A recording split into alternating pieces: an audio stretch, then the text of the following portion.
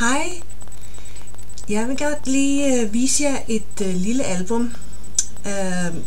Faktisk et af de første album, jeg lavede. Det er et TR-album, kalder man dem. Det er et toiletrullealbum. Det er lavet ud af fladtrykte toiletruller, som jeg har malet, som jeg har pyntet og dekoreret med noget papir.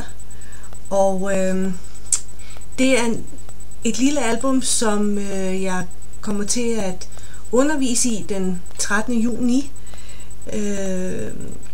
hvor at der kommer forhåbentlig en hel masse skønne kvinder, som har lyst til at prøve kræfter med scrapbooking.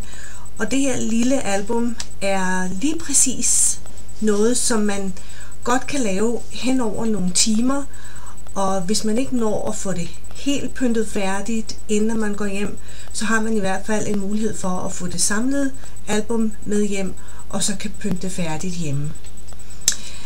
Albummet er som sagt af toiletruller, eller man tager nogle tomme køkkenruller, som man lige klipper over.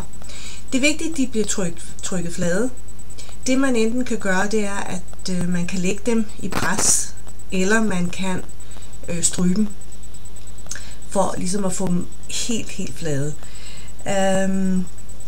Jeg har malet de her med noget akrylmaling.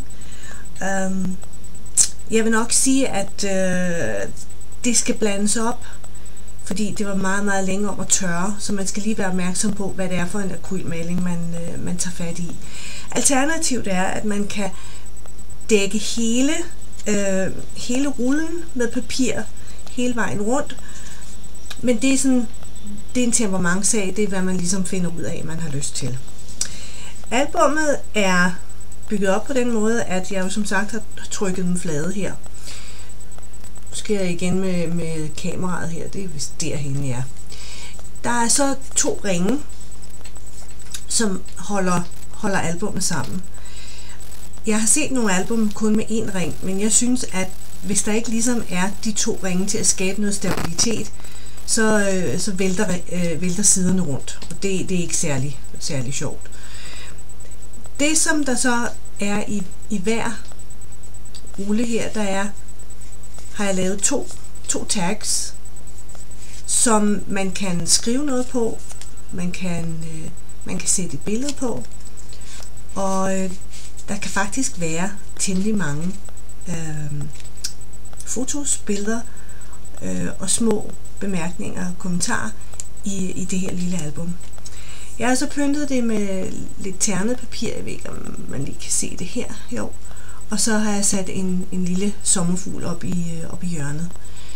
Her der har jeg også lavet en side, hvor jeg har lavet sådan et om man vil kalde det et mavebælte, hvor man faktisk egentlig også kan sætte en lille tag ind, som her. Og så har jeg sat sådan et lille stempel på her, hvor der står Love Your Bunches. På den næste side, den er så meget stribet. Der står Friendship på.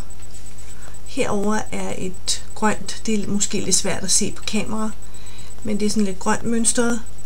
Og igen har jeg 2 tags i, som man kan sætte billeder på, eller man kan skrive nogle små bemærkninger. Her har jeg lavet et lille som kan tages ud, og der kan man så skrive noget på begge sider, og så kan man sætte det fast herop. Denne her lille ting er noget, som jeg også godt kunne tænke mig at prøve. Det er metal, hvor jeg har brugt en gammel aluminiumsdåse, som jeg har klippet ud. Altså en sodavandsdåse, som jeg har renset og klippet ud. Og så kørt den igennem min Big Shot med en embossing, og så kommer den så fint ud. Den sidste side har jeg sat en fin lille blomst på, og så har jeg sat et lille stempel på, hvor der står Friends for the Long Haul. Og så er der igen nogle tags i her.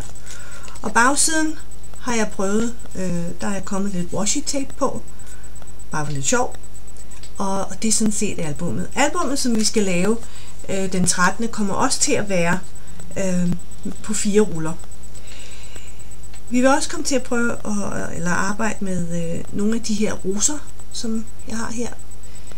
Den er lavet i organza. Nu skal jeg prøve at se, om jeg kan skygge, sådan, så man kan se det. Men den er lyset meget sart lyserød. Bladene her er også nogle, man selv kan lave. Og så har jeg så købt nogle roser. Det, der hænger jeg på i ringene, det er noget blonde, jeg har haft, og noget bånd, som jeg har fundet hen i mine gemmer. Men tak fordi I kiggede med, og del gerne. Og hvis der er interesse nok, kan det jo også være, at jeg får mulighed for at holde et andet kursus end den 13. juni. Så ha' en god weekend, og tak fordi I kiggede. Hej hej.